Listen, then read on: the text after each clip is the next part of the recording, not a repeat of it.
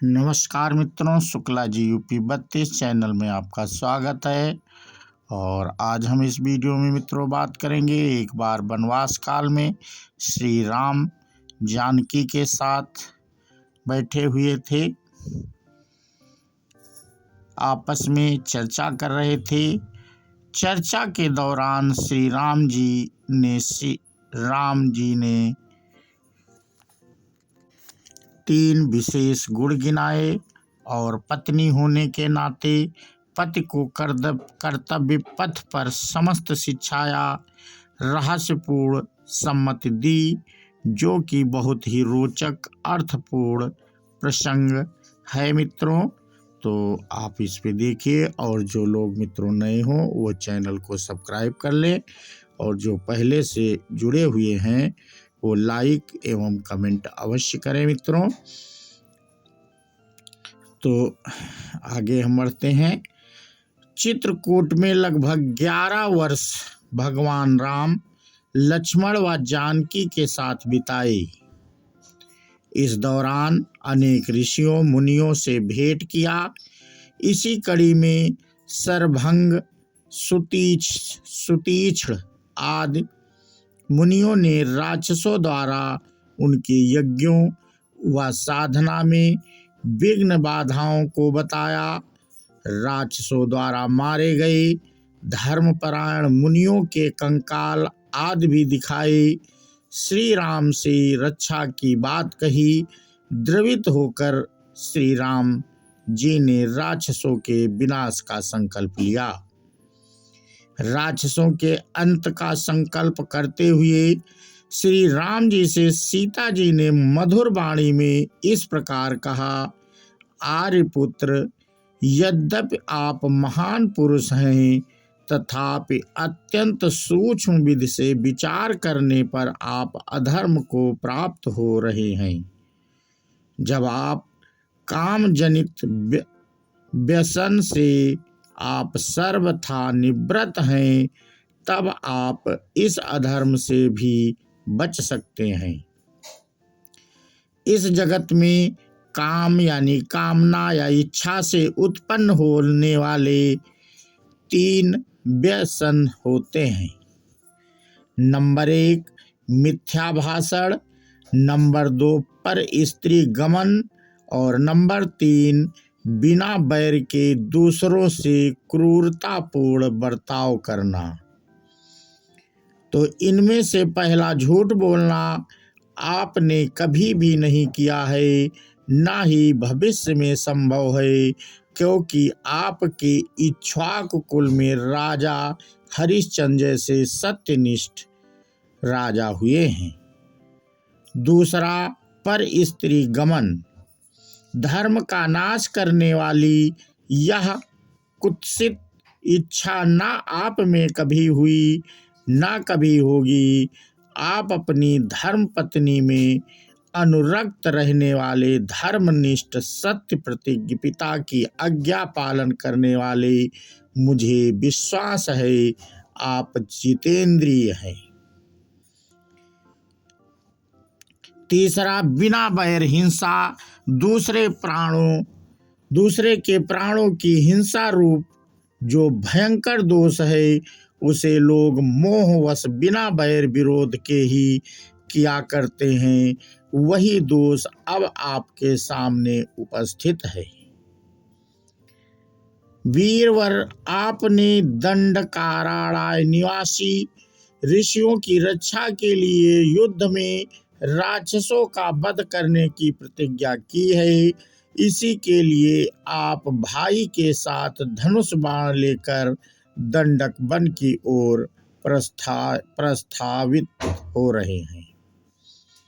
मेरा चित्त इसीलिए व्याकुल हो रहा है कि आपका कल्याण कैसे हो। कहीं आप राक्षसों को देखकर धनुष बाण का प्रयोग न कर बैठें।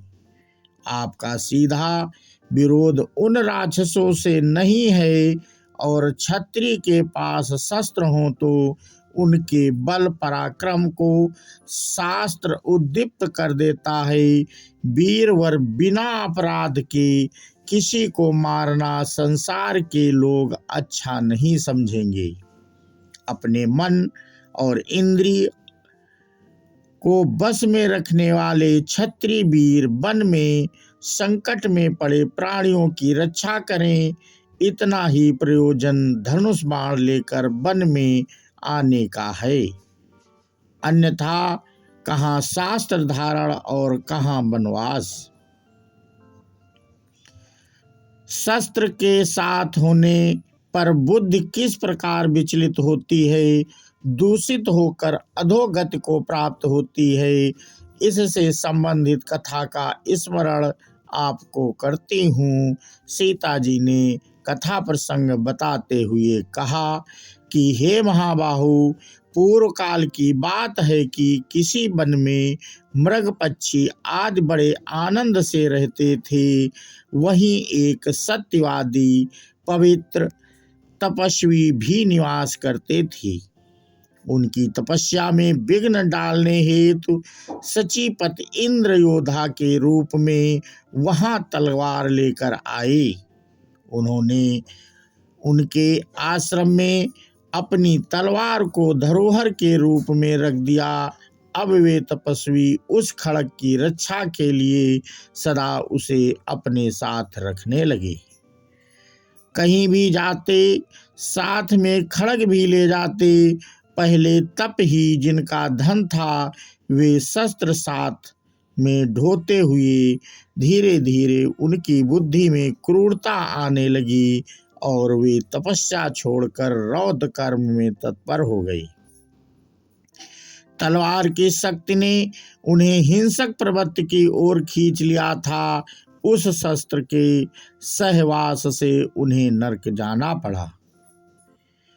अंत में श्री राम जी से जानकी जी ने कहा, आपको बिना बैर राक्षसों का वध करने का विचार नहीं करना चाहिए। आपके प्रति स्नेह आदर के कारण आपका कल्याण चाहती हूँ। आपके यश कीर्ति में दाग ना लगे, इसलिए सम्मत देती हूँ।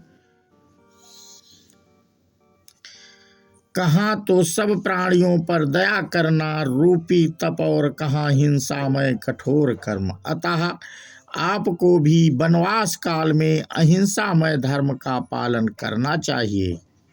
अयोध्या वापस लौटकर पुनः छात्र धर्म का अनुष्ठान करिएगा।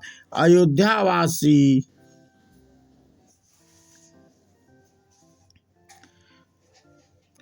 श्री सीता जी के उपरोक्त धर्म सम्मत विचार सुनकर श्री राम जी ने हृदय में विचार किया कि राक्षसों के विनाश कार्य के संपादन में श्री जानकी जी को ही निमित्त बनाना होगा, जिससे उनकी यह शिकायत दूर हो जाए। इसी कारण सीता जी के हृदय में स्वर्ण मृग प्राप्त करने की इच्छा जागृत हुई और सीता हरण के माध्यम से राक्षस कुल का विनाश हुआ। बिना वैर हिंसा रूपी काम जनित दोष का निवारण हुआ, जिसे सीता जी ने मर्यादा पुरुषोत्तम राम में देखा था।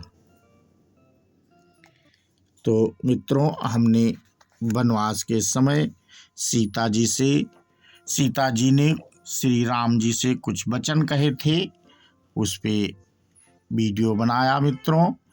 और ये वीडियो आपको कैसा लगा तो हमें कमेंट करके अवश्य बताएं। और मित्रों, जो लोग नए हों, पहली बार देख रहे हों, तो चैनल को सब्सक्राइब अवश्य कर लें।